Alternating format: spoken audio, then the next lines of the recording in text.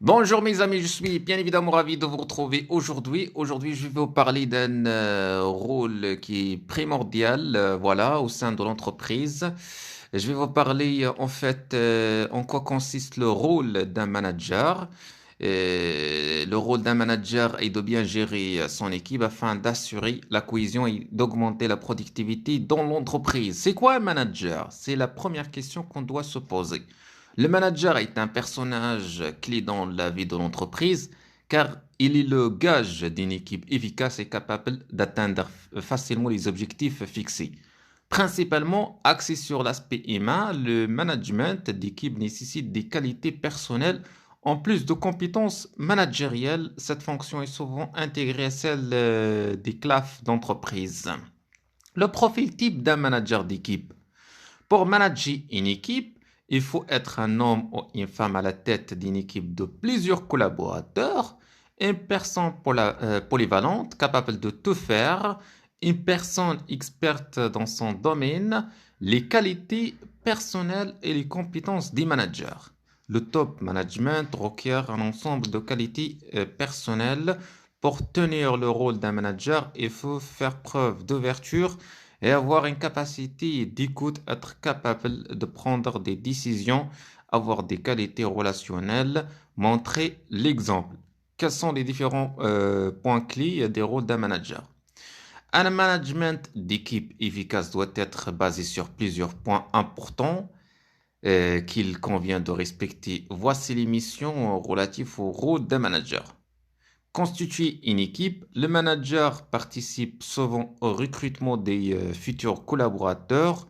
En effet, il est le mieux placé pour définir les bons profils qui constitueront l'équipe. De son choix dépendra l'efficacité de cette dernière par rapport aux objectifs à atteindre. Établir le cadre des collaborateurs et le faire respecter. Un manager est un meneur d'équipe.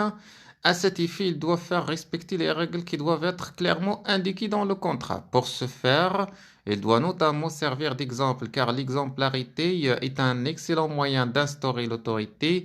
Il faut cependant éviter d'être trop rigide pour éviter que le collaborateur perde en productivité. Le cadre de collaboration permet aussi de déléguer la mission qui incombe à chaque employé. Motiver les collaborateurs pour que l'équipe atteigne les objectifs de l'entreprise. Il est primordial de la motiver. Cette tâche fait partie des rôles d'un manager. Il doit offrir de bonnes conditions de travail à travers les moyens matériels mis en œuvre, veiller au bien-être des salariés à travers le cadre de travail et l'ambiance au travail. Identifier les situations où les collaborateurs sont plus à l'aise et définir leur centre d'intérêt car leur satisfaction est une bonne source de motivation.